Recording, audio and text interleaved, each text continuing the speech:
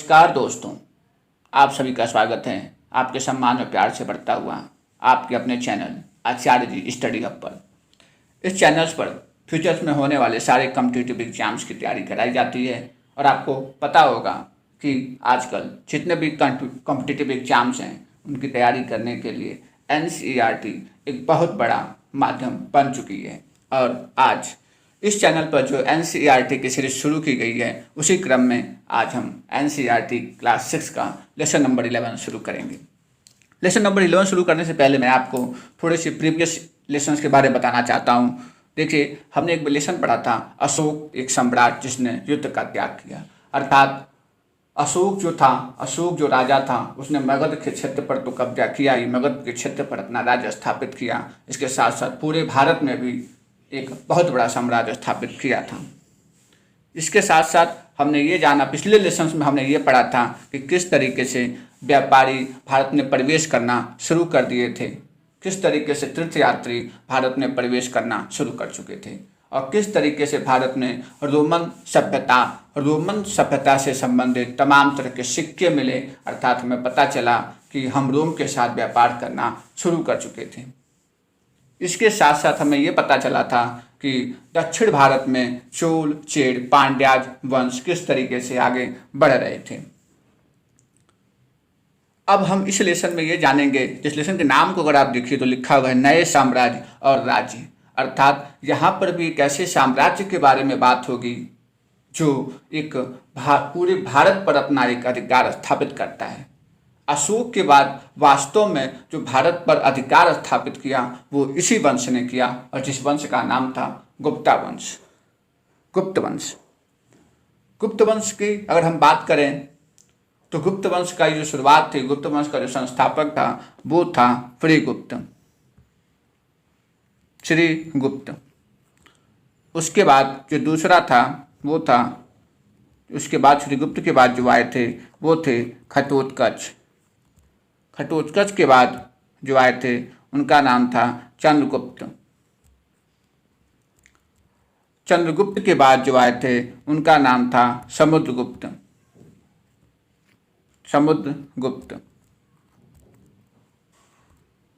समुद्रगुप्त के बाद जो आए थे उनका नाम था चंद्रगुप्त द्वितीय। उसके बाद आता है कुमारगुप्त और ये वही कुमारगुप्त है जिसने नालंदा विश्वविद्यालय स्थापित किया था, नालंदा विश्वविद्यालय बनवाया था, नालंदा विश्वविद्यालय। ठीक है। इसी के बाद से, कुमारगुप्त के बाद से गुप्त वंश की जो पूरा वंश है गुप्त वंश, वो धीरे धीरे गुप्त वंश समाप्त हो जाता है क्योंकि भारत में तमाम विदेशी राजाओं का आक्रमण शुरू हो जाता है। और इसके साथ साथ जब गुप्त वंश की समाप्ति होती है तो भारत में हर्षवर्धन का साम्राज्य स्थापित होता है। तो चलिए आज हम देखते हैं समुद्रगुप्त के गुप्त वंश के बारे में जानते हैं। तो देखिए, चित्रकूट अगर देखें तो अरविंद नाम का एक बच्चा है और वो बच्चा जो है स्कूल में नाटक हो रहा है, नाटक में राजा की भूमिका अदा करने के लिए तैयार होता है। वो जब राजा के, आप सोचिए कि अब आपको राजा बनना है, अब राजा बनना है तो आपका दिमाग तुरंत क्लिक करेगा कि माइंड में कि हम भैया बढ़िया बढ़िया कपड़े पहनेंगे, बढ़िया बढ़िया हाथों में तलवार होगी, ठीक है, तो सिपाही पीछे आगे लगे रहेंगे, ऐसी चीज़ें हमारे दिमाग में आएंगी। लेकिन यहाँ होता है कि जस्ट उल्टा हो जाता है। जस्ट उल्टा का मतलब कि यहाँ पर ऐसा होता है कि ये चीज़ें तो दी ही जाती हैं, हथियार आपके पास तो दिया ही जाएगा, लेकिन हाथ में बीड़ा भी दी जाती है, कविता करने के लिए क्या जाता है। तो ये जो बच्चा है वो एकदम शॉक हो जाता है, ये क्या, राजा के साथ ऐसा होता था। तो हाँ, यही सच है कि जब गुप्त वंश की शुरुआत हुई तो जो गुप्त वंश में जो भी राजा थे उन राजाओं के पास तो हथियार तो होता ही था, हथियार से युद्ध तो करते ही थे, युद्ध तो जीतते ही थे, लेकिन इसके साथ साथ तो कविता पाठ भी करते थे। समुद्रगुप्त की अगर बात करें तो समुद्रगुप्त को भारत का नेपोलियन कहा गया था, क्यों कि जिस तरीके से नेपोलियन ने एक बहुत बड़े विश्व पर अपना साम्राज्य स्थापित किया था, ठीक उसी तरीके से समुद्रगुप्त ने भी भारत के बहुत बड़े क्षेत्र पर अपना शासन स्थापित किया था, इसीलिए भारत का नेपोलियन कहा गया है। अब देखिए, अगर हम आगे बढ़ते हैं और समझने की कोशिश करते हैं कि आखिर समुद्रगुप्त के बारे में हमें पता कैसे चलेगा कि समुद्रगुप्त था भी कि नहीं। तो अगर हम देखें तो ये सारी बातें हमें कैसे पता चलती हैं? अभिलेखों से पता चलती है। किससे पता चलती हैं? अभिलेखों से। अभिलेख वही होते हैं जो पत्थरों पर लिखे जाते हैं या धातुओं पर लिखे जाते हैं, ठीक है। और ये अभिलेख जो लिखा गया था उसको लिखा किसने था? तो समुद्रगुप्त के ही दरबारी कवि थे हरिसेन, उन्होंने अभिलेख लिखा। और ये अभिलेख मिले कहाँ थे? तो इलाहाबाद में मिले थे। इलाहाबाद में कहाँ पर मिले थे? तो अशोक स्तंभ पर खुदे हुए मिले थे। कब मिले थे? तो 1700 साल पहले मिले थे। तो उसी अभिलेख पर कुछ चीज़ें लिखी हुई थी। अब वो चीज़ें थी क्या? तो उन्हीं चीज़ों को क्या बोला गया? प्रशस्ति बोला गया। क्या बोला गया? प्रशस्ति। अब प्रशस्ति का मतलब, प्रशस्ति का मतलब होता है कि अभिलेखों पर जब हम किसी राजा की प्रशंसा करेंगे तो वही चीज़ क्या कहलाती है? प्रशस्ति कहलाती है, ठीक है। तो हमें क्या मिली? प्रशस्ति मिली, ठीक। चलिए दूसरी बात अगर हम देखें तो हमने आपको पहले ही लेसन में बताया था, लेसन 10 में, कि हमें पश्चिम की तरफ से सातवाहन वंश ने भी आक्रमण किया था भारत पर। पश्चिम की अगर बात करें तो ये जो पश्चिम है यहाँ पर सातवाहन वंश ने, पश्चिम की तरफ से कुछ लोग आए थे और यही क्या था? सातवाहन वंश था। ये क्या था? सातवाहन वंश। तो सातवाहन वंश ने भी इस पर आक्रमण किया था, ठीक है। अब जो सातवाहन वंश था इसका सबसे प्रतापी राजा कौन था? सतकर्णी था, ठीक है। कौन था? सतकर्णी। और सतकर्णी की माँ का क्या नाम था? गौतमी। इसीलिए बोला गया गौतमी पुत्र श्री सातकर्णी। और इसके बारे में भी हमें गौतमी के द्वारा लिखे गए अभिलेख हैं, उस अभिलेखों से पता चलता है, ठीक है। अब देखिए जो समुद्रगुप्त की प्रशस्ति है, हमें बात कर रहे हैं समुद्रगुप्त की प्रशस्ति की। आखिर प्रशस्ति हमें क्या बता रही है? हमें कह रही है कि राजा की प्रशंसा की बात कर रही है। तो राजा की प्रशंसा की बात करने का मतलब कि इसमें यह बताया जाएगा कि राजा क्या है? एक योद्धा है, युद्ध को जीतने वाला है, विद्वान है, उत्कृष्ट कवि है, सब कुछ बताया जा रहा है राजा के बारे में। इसके साथ साथ राजा को ईश्वर भी बता रहे हैं। इतना ही नहीं, जब प्रशस्ति को आप देखेंगे तो आपको लंबे लंबे वाक्य भी देखने को मिलेंगे। आइए आपको प्रशस्ति दिखाता हूँ मैं। ये देखिए प्रशस्ति। अब प्रशस्ति में आप देख रहे हैं क्या है? समुद्रगुप्त के बारे में कहा गया कि समुद्रगुप्त ने कुठारों, कुल्हाड़ियों, तीरों, भालों, बर्छों, तलवारों, लोहे की गदा, नुकीले तार, उस पर सैकड़ों हथियार से लगे हुए घाव से लगे हुए दाग उसके शरीर पर देखने को मिल रहे हैं। इस तरीके का वर्णन मिलता था गुप्त काल में। तो ये थी प्रशस्ति की बात, ठीक है। अगर हम चित्र को देखें तो आखिर हम ये जानने की कोशिश करेंगे कि कौन कौन सी चीज़ें हैं जो गुप्ता डायनेस्टी के बारे में हमें बताती हैं। तो गुप्ता डायनेस्टी के बारे में दोनों चित्र को देखिए तो सिक्के दिख रहे हैं आपको। ये भी सिक्का है और ये भी सिक्का है, दोनों सिक्के हैं। और सिक्कों में जो समुद्रगुप्त के सिक्कों को दिखाया गया है और दिखाया गया है कि समुद्रगुप्त जो बीड़ा बजाते हुए उसके सिक्कों का वर्णन किया गया चित्र में, ठीक है। चलिए अब हम ये देखते हैं कि जो समुद्रगुप्त है, हरिसेन ने 4 विभिन्न प्रकार के राजाओं और उनके प्रति समुद्रगुप्त की नीतियों का वर्णन किया। अर्थात कहने का मतलब कि समुद्रगुप्त जब शासन स्थापित करता है तो अलग अलग क्षेत्र में भारत के उत्तर, पश्चिम, उत्तर, दक्षिण हर जगह अपना साम्राज्य स्थापित करने की कोशिश करता है। लेकिन हर जगह साम्राज्य स्थापित करने की जो नीति होती है वो हर जगह अलग अलग होती है। जैसे किस तरीके की नीति होती है तो देखते हैं। यहाँ क्या लिखा हुआ है कि आर्यावर्त के 9 शासक जिन्हें समुद्रगुप्त ने हराकर राज्य को अपने में मिला लिया। आर्यावर्त के 9 शासक थे। और आर्यावर्त का मतलब क्या हुआ? जो मगध वाला क्षेत्र था, जो मगध बिहार वाला जो क्षेत्र था वही क्षेत्र आसपास का क्षेत्र आर्यावर्त था। तो वहाँ के लगभग 9 शासकों को समुद्रगुप्त ने अपने में मिला लिया। बहुत अच्छी बात थी। और हम दक्षिण की तरफ बढ़ें, ठीक है, हम दक्षिण की तरफ अगर बढ़ेंगे तो हमें कितने शासक मिलेंगे? 12 शासक। और 12 शासकों पर भी समुद्रगुप्त ने कब्जा कर लिया। और देखिए सबसे बड़ी बात कि इन्हें जो दक्षिण की तरफ जो 12 शासक थे, ठीक है, उन 12 शासकों पर समुद्रगुप्त को लड़ाई नहीं करनी पड़ी, उनसे युद्ध नहीं करना पड़ा। उन्होंने तो अपने आप समुद्रगुप्त के सामने समर्पण कर दिया। बहुत अच्छी बात थी। इतना बड़ा समुद्रगुप्त का साम्राज्य था।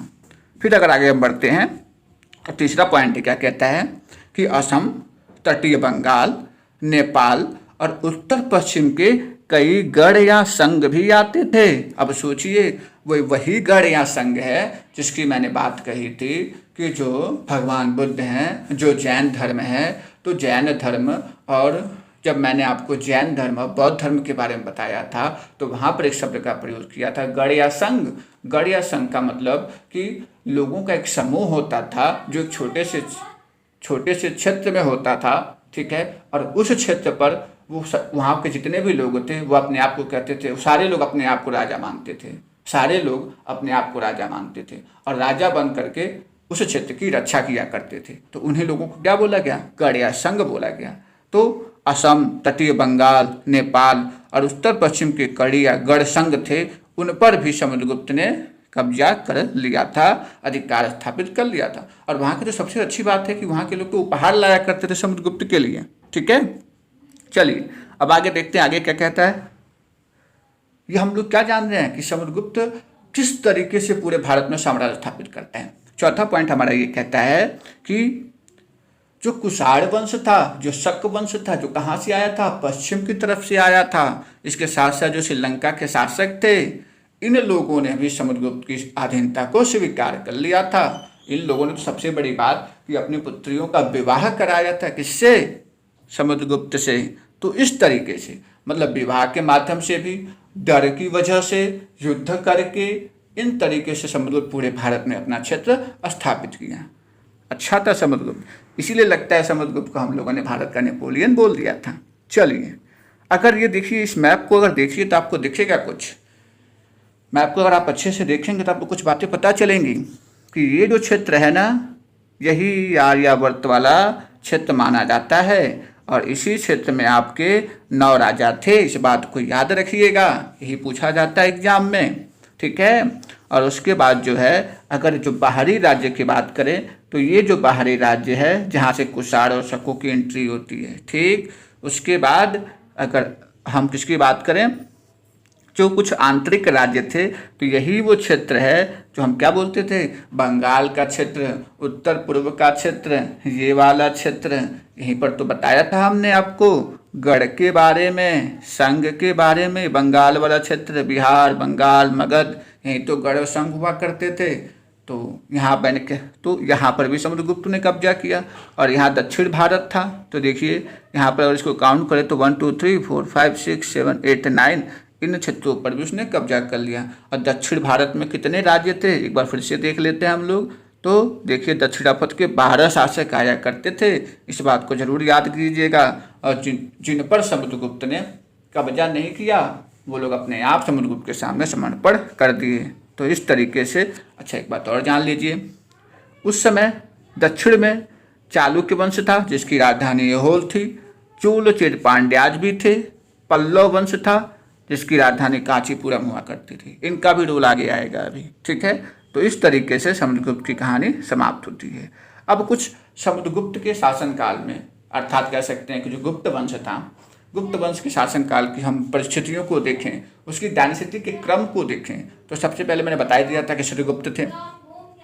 फिर आपके श्रीगुप्त के बाद घटोत्कच था, घटोत्कच के बाद चंद्रगुप्त थे, चंद्रगुप्त के बाद समुद्रगुप्त था, समुद्रगुप्त के बाद चंद्रगुप्त तृतीय था, फिर कुमारगुप्त थे और कुमारगुप्त फिर स्कंदगुप्त। फिर यहीं से कुमार जो गुप्ता डायनेसिटी थी, उस वंश जो गुप्ता डायनेसिटी थी वो धीरे धीरे समाप्त हो रही थी।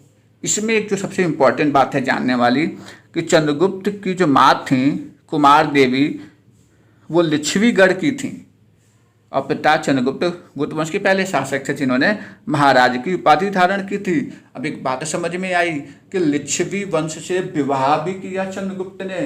और समुद्रगुप्त के शासन काल में ही मैंने आपको बताया था कि जो उत्तर पूर्व वाला जो बंगाल वाला क्षेत्र था जहाँ पे वज्जी और संघ हुआ करते थे, उन लोगों ने तो वो लोग तो उसको क्या भेजते थे? उपहार भेजा करते थे।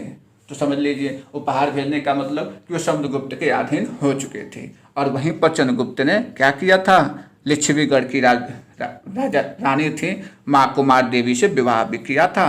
फिर देखिए सबसे बड़ी बात कि गुप्ता डायनेसिटी में जो चंद्रगुप्त थे उन्होंने महाराज की उपाधि धारण शुरू की थी, बड़ी उपाधि धारण की थी।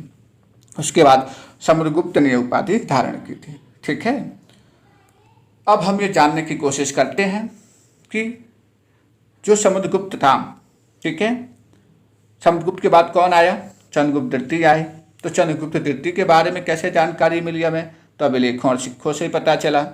फिर क्या हुआ? पश्चिम भारत में जब शक उन्होंने क्या किया था चंद्रगुप्त द्वितीय ने? पश्चिम भारत में सैन्य अभियान में अंतिम शक शासक को परास्त किया था। मतलब शकों का भी आक्रमण हो चुका था गुप्ता डायनेसिटी में, तो जो चंद्रगुप्त तृतीय थे उन्होंने ही शकों को हराया था। और सबसे अच्छी बात ये कि चंद्रगुप्त तृतीय के शासन काल में ही कालिदास और खगोल शास्त्री आर्यभट्ट हुआ करते थे।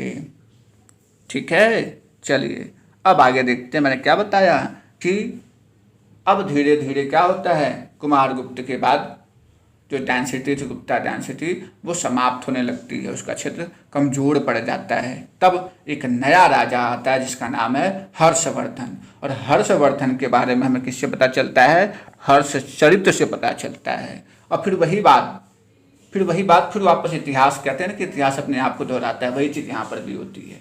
होता क्या है कि हमने बताया था ना कि हरिशेण की जो प्रशस्ति थी उस पर कुछ जानकारी मिली थी समुद्रगुप्त के बारे में, ठीक वही चीज़ यहाँ पर होती है। एक हर्षवर्धन के शासनकाल में कौन होता है, जब ये बात कब की, हर्षवर्धन की 1400 साल पहले की बात है। हर्षवर्धन के एक दरबारी कवि थे पाणभट्ट ने लिखा हर्षचरित्र, और हर्षचरित्र में ही हर्षवर्धन के बारे में सारी बातों का वर्णन किया। ठीक है, और हर्षवर्धन के शासनकाल में चीनी यात्री आता है जिसका नाम होता है स्वान। ठीक है, वो भी हर्षवर्धन के दरबार में रहता है, और जब जाता है, ठीक है, तो इसके भी कुछ ग्रंथ लिखता है, और उस ग्रंथ में भी हमें हर्षवर्धन के बारे में जानकारी मिलती है। ठीक है, तो इस तरीके से हर्ष जो वर्धन है उसका क्षेत्र विस्तृत हो रहा है। हर्ष की अगर बात करें, हम चित्र को देख लें, हम चित्र से समझाता हूँ तो अच्छे समझ में आएगा।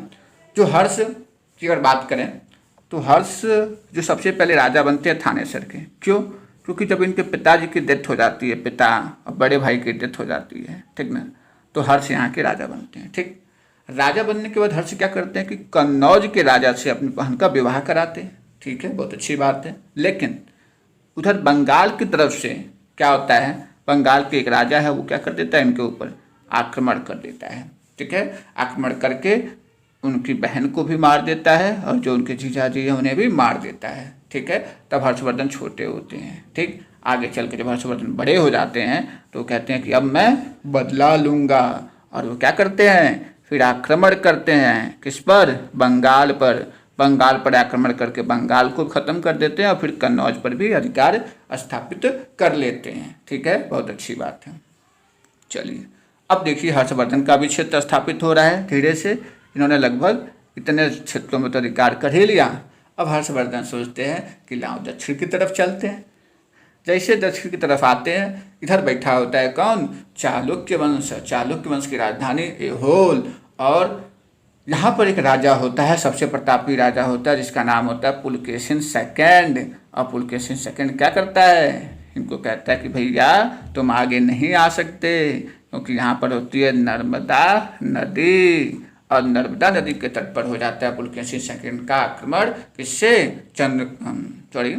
हर्षवर्धन से। ठीक है, हर्षवर्धन और पुलकेशिन सेकंड लड़ाई होती है नर्मदा नदी के तट पर, हर्षवर्धन हार जाते हैं। अब देखिए यहीं से हर्षवर्धन का जो विस्तार की नीति होती है वो रुक जाती है। ठीक है, चलिए अब हम लोग देखते हैं आगे क्या होता है। कहानी यहीं नहीं खत्म होती है। तो ये तो पूरी बात थी थोड़ी सी हर्षवर्धन के बारे में। ठीक, अब हम लोग जानते हैं किसके बारे में, अब कौन कहानी में एंट्री कर चुका था, पुलकेशिन द्वितीय एंट्री कर चुका है। अब पुलकेशिन द्वितीय के बारे में जो दक्षिण भारत का है उसके बारे में हम लोग कुछ जानने की कोशिश करते हैं। तो देखिए यहाँ पर चित्र में आपको दिखा दूँ एक बार थोड़ा सा, तब फिर जो अच्छे समझ में आएंगी। तो ये जो चालुक्य वंश देख रहे हैं, ठीक है, ये चालुक्य वंश ऐहोल वाला, ठीक है, और ये जो पल्लव कांचीपुरम है, ठीक, आगे देखेंगे इन दोनों का बहुत ही बड़ा रोल होता है। क्या रोल होता है उसको समझते हैं। ठीक है, रोल क्या था पढ़ेंगे तो अच्छे से समझ में आएगा। चलिए देखते हैं क्या है। कह रहा है कि पल्लव का राज्य राजधानी कांचीपुरम के आसपास के क्षेत्रों से लेकर कावेरी नदी के डेल्टा तक फैली थी। ठीक है, दूसरा जो चालुक्यों का राज्य था वो कृष्णा और तुंगभद्रा नदी के बीच था। ठीक, पल्लव कहाँ थे, पल्लव का जो क्षेत्र है वो कहाँ पर है, कावेरी नदी जितने क्षेत्र में बह रही है वो पल्लवों का क्षेत्र, और चालुक्यों का क्षेत्र कहाँ है, कृष्णा व तुंगभद्रा नदी के बीच में किसका क्षेत्र, चालुक्यों का। ठीक, क्लियर। अच्छा, जो चालुक्य है उनकी राजधानी क्या है, ऐहोल, जो आगे चलकर जो है व्यापारिक केंद्र बनती है, बाद में चलकर धार्मिक केंद्र बन जाती है। क्यों, क्योंकि वो समुद्र के किनारे स्थित है। ठीक है, अब देखिए क्या होता है कि पल्लव और चालुक्य दोनों में अब युद्ध शुरू हो जाता है। युद्ध क्यों शुरू होता है? क्योंकि दोनों होता है नदी क्षेत्र, और नदी क्षेत्र होता है फर्टाइल, और फर्टाइल लैंड को कोई भी छीनना चाहता है। तो यही होता है, दोनों में लड़ाइयाँ होती हैं, अपनी सीमा का विस्तार करने की पूरी कोशिश होती है। ठीक है, अब होता क्या है, चलिए इतनी बात तो समझ में आ गई, लेकिन अब फिर वही बात आती है कि आखिर इसके बारे में पता कैसे चला हमको कि चालुक्य वंश में भी ऐसा हुआ करता था, या जो हमारा पल्लव वंश है उसमें ऐसा हुआ करता था। तो देखिए, चालुक्य वंश में जो पुलकेशिन सेकंड था, उसके दरबार में एक कवि थे रविकीर्ति। रविकीर्ति ने भी प्रशस्ति लिखी, उस प्रशस्ति को ही बोलते हैं एहोल अभिलेख। वही प्रशस्ति क्या कहलाती है, मैं लिख देता हूँ यहाँ पर, एहोल अभिलेख। एहोल अभिलेख में हमें पुलकेशिन सेकंड के बारे में कुछ पता चलता है। ठीक है, और सबसे बड़ी बात कि पुलकेशिन सेकंड को जो राज्य मिलता है, जो क्षेत्र मिला है उसे, कावेरी नदी के आसपास का डेल्टा वाला क्षेत्र, वो अपने चाचा से मिला था। ठीक है, चलिए अब एक सबसे बड़ी बात कि जो पुलकेशिन सेकंड है ना, वो यहाँ पर है। ठीक, यही तो क्षेत्र है, कौन सा, नर्मदा नदी वाला। अब वो चाहता है कि हम इस पूरब वाले क्षेत्र पर, तटीय इलाकों पर कब्जा कर लें, और पश्चिम वाले भी तटीय इलाकों पर कब्जा कर लें। और ये बात कौन बताता है, एहोल अभिलेख बताता है। ठीक है, एहोल अभिलेख लिखा किसने था, रविकीर्ति ने। एक बात और बताई थी हमने कि चालुक्य और पल्लव में भयंकर लड़ाई होती है, इतनी जबरदस्त लड़ाई होती है कि पल्लव हार जाते हैं। ठीक है, और अब पल्लव के जो राजा थे उनको क्या करना पड़ता है, जो उनकी राजधानी है कांचीपुरम, कांचीपुरम को माना जाता है कि जो दीवार थी उसके पीछे शरण लेकर अपने आप को बचा लेते हैं। तो आपको तो लग रहा होगा कि चालुक्य तो बहुत मजबूत थे, लेकिन नहीं, बहुत समय तक चालुक्यों का शासन नहीं रह पाया। और धीरे धीरे क्या हुआ, एक तो सबसे बड़ी बात कि एक तो दक्षिण भारत में आप हो, और दक्षिण भारत में चालुक्य है, पल्लव है, आपस में ही लड़ रहे हो। तो आपस में लड़ करके लोग कमज़ोर पड़ जाते हैं, कमज़ोर हो गए। और जैसे ही कमज़ोर हुए, फायदा उठाया दो लोगों ने। किसने किसने, एक तो चोल वंश, दूसरा राष्ट्रकूट वंश। इन लोगों ने फायदा उठा लिया। ठीक है, चलिए उसके बाद क्या है, अब शुरू होता है कि इन राज्यों का प्रशासन कैसे चलता है। मतलब हमने पूरा पढ़ लिया, अब हमें जानने की कोशिश करें कि आखिर प्रशासन कैसे चला इन लोगों का, गुप्ता डायनेस्टी चल कैसे रही, तो उसका प्रशासन कैसे चल रहा था। तो सबसे बड़ी बात ये कि प्रशासन की जो प्राथमिक इकाई थी वो क्या होती थी, गांव होती थी। क्या होती थी, गांव। लेकिन धीरे धीरे इसमें बदलाव आया। राजाओं ने क्या किया, आर्थिक, सामाजिक, राजनैतिक, सैन्य शक्ति, ठीक है, रखने वाले लोगों का समर्थन जुटाने के लिए कई कदम उठाए। देखिए अब कहानी बदल रही है, मतलब कि राजा जब कमज़ोर पड़ रहा है, और राजा कमज़ोर पड़ रहा है, अर्थात कह सकते हैं कि गुप्ता डायनेस्टी से ही सामंतवाद का उदय होता है, और यही सामंत आगे चल करके राजा बन जाते हैं। ठीक है, देखिए कैसे क्या होता है, समझते हैं। सबसे बड़ी बात कि इस डायनेस्टी में जो गुप्ता वंश था उसमें पद क्या होने लगे थे, अनुवांशिक हो गए थे। अर्थात बेटे अपने पिता का ही पद पाते थे। जैसे कवि हरिशेन हैं, ये अपने पिता इनके क्या थे, महादंड नायक अर्थात मुख्य न्यायाधिकारी। तो कवि हरिशेन भी बन गए, कवि भी हैं, महादंड नायक भी हैं। महादंड नायक इसलिए हैं क्योंकि उनके पिताजी महादंड नायक थे। तो ऐसा हुआ करता था किसमें, गुप्ता डायनेस्टी में। और देखिए क्या होता था, एक ही व्यक्ति कई पद पर कार्य करता था। हरिशेर देख रहे हैं, महादंड नायक भी थे, अमात्य भी थे। अमात्य का मतलब क्या होता है, एक महत्वपूर्ण मंत्री भी थे, एक संधि विग्रहिक भी थे। संधि विग्रहिक का मतलब क्या होता है, युद्ध और शांति करने वाला, युद्ध और शांति पर विषय पर बात करने वाला मंत्री। तो मतलब एक ही व्यक्ति कई चीज़ है। अब खुद सोचिए, आप खुद देखिए, हरिशेर जी कवि भी हैं, महादंड नायक भी हैं, संधि विग्रहिक भी हैं, और कहते हैं कि अमात्य भी हैं, तमाम हैं ये। ठीक है, और देखिए क्या था, जो स्थानीय प्रशासन में प्रमुख व्यक्तियों का भी बहुत बोलबाला था। अब प्रमुख व्यक्ति कौन कौन, नगर श्रेष्ठी यानी मुख्य बैंकर या शहर का व्यापारी, इन लोगों का भी बहुत बड़ा रोल हुआ करता था। इसके साथ साथ क्या था, सार्थवाह, शब्द को याद रखिएगा, सार्थवाह। अब सार्थवाह का मतलब व्यापारियों के काफिले का नेता एक हुआ करता था, वो प्रमुख था। ठीक है, दूसरा क्या था, प्रथम कुलिक। प्रथम कुलिक का मतलब मुख्य शिल्पकार तथा कायस्थ। ठीक है, प्रथम कुलिक का मतलब मुख्य शिल्पकार। ठीक, और कायस्थ यानी लिपिक। लिपिकों के प्रधान। पता है ना, आजकल जो कायस्थ बोला जाता है, तो कायस्थ क्या हो, तो लिखने का ही कार्य करते हैं, तो वही चीज़ है कि कायस्थ भी हुआ करते थे। तो यहाँ पे कुछ टर्म मैं फिर से एक बार बोल देता हूँ, ये चीज़ बहुत इंपॉर्टेंट है, बहुत ही इंपॉर्टेंट है, इसको आपको याद रखना पड़ेगा। क्या क्या? नगर श्रेष्ठी, पहली चीज़ ये क्या थे, मुख्य बैंकर या शहर का व्यापारी। दूसरा सार्थवाह, ठीक है, सार्थवाह क्या होते थे, व्यापारियों के काफिले का नेता। उसके बाद कुलिक, कुलिक क्या होते थे, शिल्पकार। फिर कायस्थ क्या होते थे, लिपिकों के प्रधान। इस तरीके से प्रशासन व्यवस्था चलती थी।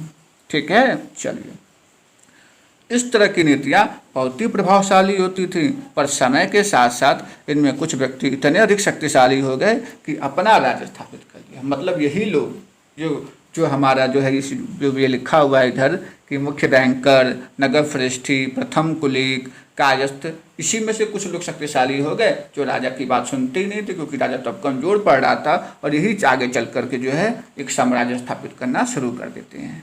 अब सेना की बात करते हैं कि आखिर गुप्त काल में सेना कैसी हुआ करती थी। तो देखिए, सिंपल वही चीज़ थी, यहाँ पर भी क्या होता था कि सुसंगठित सेना रखता था राजा।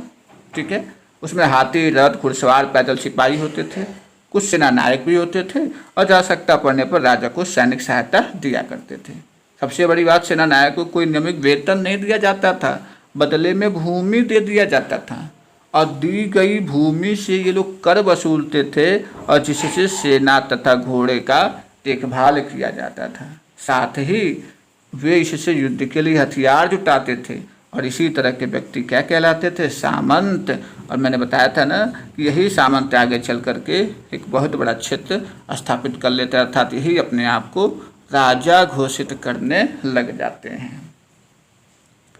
ठीक है, इस तरीके से उस समय सेना हुआ करती थी। सबसे बड़ी बात, सैलरी नहीं दी जाती थी, वेतन नहीं मिलता था, भूमि दान कर देते थे, और भूमि से ही कर वसूला, और कर वसूलने के बाद जो है सोने, सेना और घोड़ों की देखभाल की जाती थी। ठीक, चलिए, अब हम दक्षिण के राज्यों में कुछ सभाएं हुआ करती थी, उन सभाओं की बात करते हैं।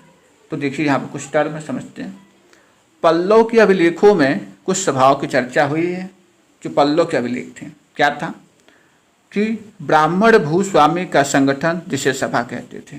जो ब्राह्मण होते थे, ब्राह्मण भूस्वामियों का एक संगठन हुआ करता था, जिसे हम लोग क्या कहते थे, सभा कहते थे। ठीक है, चलिए, ये सभाएं क्या करती थी, तो उप समितियों के जरिए सिंचाई, खेती बाड़ी से जुड़े काम, सड़क निर्माण, स्थानीय मंदिरों की देखरेख का काम करती थी। और जिन इलाकों के भूस्वामी ब्राह्मण नहीं थे, वहाँ उड़ नामक ग्राम सभा हुआ करती थी। ठीक है, मतलब दो सभाओं का वर्णन, सभा का हमें वर्णन देखने को मिलता है। एक कौन सी, एक सभा थी हमारी, जिसे हम लोग सभा बोलते थे। ठीक है, जिसे हम लोग क्या बोलते थे, सभा बोलते थे। ब्राह्मण भूस्वामियों का संगठन, जिसे क्या कहते थे, सभा कहते थे। ठीक है, इस सभा का काम क्या करता, सिंचाई का काम, खेती बाड़ी से जुड़ा हुआ काम, सड़क निर्माण का काम, मंदिरों की देखरेख का काम। ठीक है, चलिए, बहुत अच्छी बात है। दूसरी चीज़ कि भाई जहाँ पे भूस्वामी ब्राह्मण नहीं हो, वहाँ क्या होगा, तो जहाँ पे भूस्वामी ब्राह्मण नहीं हुआ करते थे, वहाँ पे उड़ नामक ग्राम सभा हुआ करती थी। ठीक है, चलिए, इसके साथ साथ व्यापारियों का भी एक संगठन था, जिसका नाम क्या था, नगरम। ठीक है, और इन सभाओं पर जो नगरम नाम की सभा हुआ करती थी, उस पर धनी और शक्तिशाली भूस्वामियों और व्यापारियों का नियंत्रण हुआ करता था। अब बहुत जो स्थानीय सभाएं ऐसी हैं कि जो आगे भी आपको कई सौ साल तक काम करती रही होंगी, मतलब उसका वर्णन आगे भी आपको देखने को मिलेगा। तो इस तरीके से उस समय की प्रशासन व्यवस्था हुआ करती थी। ठीक है, अब उस जमाने के लोग कैसे होते थे उसको समझ लेते हैं। लोगों की बात करें, देखिए कालिदास, उस समय की अगर बात करें तो कालिदास ने तमाम पुस्तकें लिखी थी। ठीक है, तो उन पुस्तकों में भी उस समय के लोगों के जीवन का चित्रण हमें देखने को मिलता है।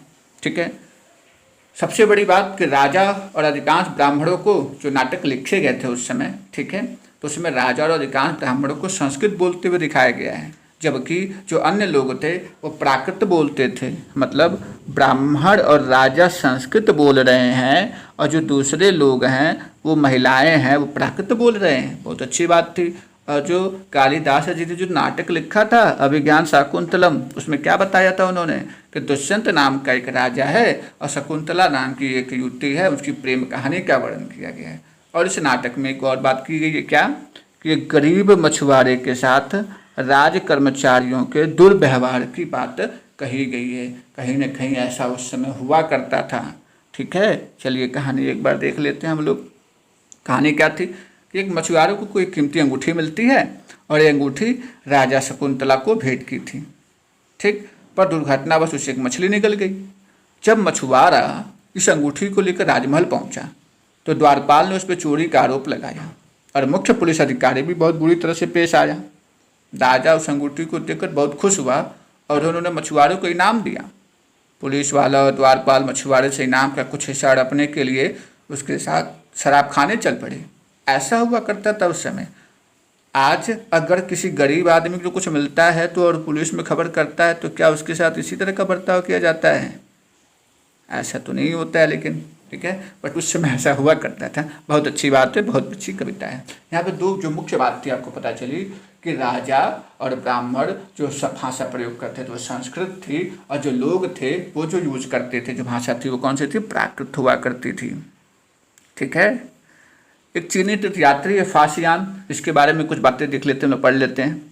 ठीक है, ये क्या कहता है? ये कहता है कि इसका ध्यान कहाँ पर क्या? लोगों की दुर्गति पर क्या। मतलब उस समय भी गरीब वर्ग के साथ अन्याय किया जा रहा था। ठीक है, लोगों की दुर्गति पर गया, जिन्हें उच्च शक्तिशाली लोग अछूत मानते थे। इन्हें शहरों के बाहर जाना पड़ता था उन लोगों को। ठीक है, यहाँ तक कि उसने एक बात लिखी है कि अगर इन लोगों को शहर या बाजार के भीतर आना होता था तो सभी को आगाह करने के लिए लकड़ी के एक टुकड़े पे चोट करते रहते थे। यह आवाज़ सुनकर लोग सतर्क हो जाते थे और छू जाने से या किसी भी प्रकार के संपर्क से बचाते थे। ऐसा हुआ करता था। बहुत अच्छी बात थी। एक जगह तो हरिशेर ने जो बाणभट्ट लिखी है उस बाणभट्ट द्वारा अभियान पर निकली राजा की सेना का वर्णन करने को दिखाया गया है। चलिए कैसा वर्णन हुआ देख लेते हैं। राजा बड़ी बड़ी मात्रा में साजो सामान लेकर यात्रा करता था और अपने साथ सब चीज़ लेकर जाता था। बर्तन, असबाब लेकर, असबाब का मतलब सोने का पायदान। इस सोने का पायदान उस समय राजा पहनता था। खाने पीने का सामान भी लेकर जा रहा है, हिरण खरगोश सब्जी मसाला सब कुछ लेकर चलता था। और सारा सामान इसका मतलब ठेले गाड़ी पे, ऊँट पे, हाथियों जैसे सामान ढोने वाले जानवरों की पीठ पे लाद के ले जाया करते थे। बस इतना ही नहीं, सेना जब चलती थी तो अपने साथ संगीतकार, नगाड़े, बिगुल, तुरही बजाते हुए चलते थे। और रास्ते में जितने भी लोग गांव वालों को उनका सत्कार भी करना पड़ता था। वे दही गुड़ फूल का उपहार लाते थे, जानवरों को चारा भी देते थे। राजा से मिलना चाहते थे तो उन्हें शिकायत अनुरोध रखना पड़ता था। इस तरीके से हुआ करता था। बाणभट्ट जी ने ये बातों का वर्णन किया है। पर ये सेनाएं अपने पीछे विनाश और विध्वंस की निशानी छोड़ जाती थी। अरे बाप रे बाप, ये तो बहुत बड़ी समस्या थी। मतलब विनाश और विध्वंस की निशानी छोड़ जा रही है। कैसे? ये क्या होता था कि गांव वालों को झोपड़ियाँ जो चलते तो कुचल डालते थे हाथी। व्यापारियों के काफिलों में जूते बैल इस हलचल भरे माहौल से डर कर भाग खड़े होते थे। बाणभट्ट तो लिखते हैं कि पूरी दुनिया ऐसे लगता था कि जब राजा चल रहा है तो धूल की गर्त में डूब जा रही थी। ऐसा हुआ करता था, ऐसी सेना थी उस समय। इतना तो भारत में हो रहा था। अन्यत्र की बात करें अगर हम तो कहीं कुछ और भी हो रहा होगा। तो देखते हैं अरब की अगर आप पूरा वर्ल्ड मैप देखेंगे और अरब की तरफ चलेंगे तो आपको मरुभूमि देखने को मिलेगी। तो वहाँ पर क्या हो रहा था, वहीं पर भी कुछ घटना हो रही होगी। ठीक है, तो देखिए क्या होता था कि अरब जो था ना उस समय एक बहुत बड़ा व्यापार केंद्र था और यातायात का भी बहुत बड़ा केंद्र था वो। ठीक है, दरअसल अरब व्यापारी जो थे तथा वहाँ के नाविक जो थे भारत और यूरोप के बीच समुद्री व्यापार बढ़ाने में बहुत भूमिका निभा रहे थे। अरब में रहने वाले अन्य लोगों में बेदुइन थे। टर्म आ रहा है ना बेदुइन, याद रखिएगा। बेदुइन का मतलब होता है घुमक्कड़ कबीले। ठीक है, और ये घुमक्कड़ कबीले क्या होते थे? ऊँटों पर ही आश्रित रहते थे क्योंकि रेगिस्तान में ऊँट ही चलता है। डिजर्ट जो क्या कहते हैं कि जो ऊँट जो होता है रेगिस्तान का जहाज होता है इसलिए ऊँट ही चलता है वहाँ पर क्या हो रहा था? लगभग 1400 साल पहले जो है पैगम्बर मोहम्मद ने अरब में इस्लाम धर्म की शुरुआत की थी। ठीक है, और इस्लाम धर्म की तरह इस्लाम ने भी अल्लाह को सर्वोपरि माना। और इस्लाम धर्म की पवित्र ग्रंथ जो कुरान है उसका कुछ अंश दिया गया है, उस अंश को एक बार पढ़ लेते हैं हम लोग। ठीक है, लिखा हुआ है कि मुसलमान स्त्रियों और पुरुषों के लिए विश्वास रखने वाले स्त्रियों और पुरुषों के लिए, भक्त स्त्रियों और पुरुषों के लिए, सच्चे स्त्रियों और पुरुषों के लिए, धैर्यवान और स्थिर मन के स्त्रियों और पुरुषों के लिए, दान देने वाले स्त्रियों और पुरुषों के लिए, उपवास रखने वाले स्त्रियों और पुरुषों के लिए, अपनी पवित्रता बनाए रखने वाले स्त्रियों और पुरुषों के लिए, अल्लाह को हमेशा याद करने वाले स्त्रियों और पुरुषों के लिए, अल्लाह ने इन सब के लिए क्षमा और पुरस्कार रखा है। मतलब सिंपल सी बात कि जो अच्छा काम करता है अल्लाह उसे क्या करता है, क्षमा भी करता है। ठीक है। और अगले 100 सालों के दौरान इस्लाम हर जगह फैला, उत्तरी अफ्रीका, स्पेन, ईरान और भारत हर जगह फैल गया। अरब नाविक जो इस उपमहाद्वीप की तटीय बस्तियों से पहले से ही परिचित थे, मतलब भारत के जो किनारे किनारे वाले हिस्से थे उसे तो परिचित ही थे, तो अब अपने साथ इसे नए धर्म को भी लाए। कहने का मतलब कि अब उधर से पश्चिम की तरफ से अब एंट्री होने वाली थी भारत में। अरब के सिपाहियों ने करीब 1300 साल पहले सिंध जो आज के पाकिस्तान है उसको जीत लिया था। तो इस तरीके से ये लेसन समाप्त हुआ और हम कुछ चीज़ों को समझ चुके हैं। ठीक है, तो आप अच्छे से इसको पढ़िए, समझिए। ठीक है, और कुछ कमेंट अगर आप देना चाहते हैं, कुछ सजेशन देना चाहते हैं तो कमेंट बॉक्स आपके लिए खुला हुआ है। और इस चैनल को ज़्यादा से ज़्यादा लाइक कीजिए, शेयर कीजिए, सब्सक्राइब कीजिए। और तब तक के लिए दीजिए मुझे इजाज़त।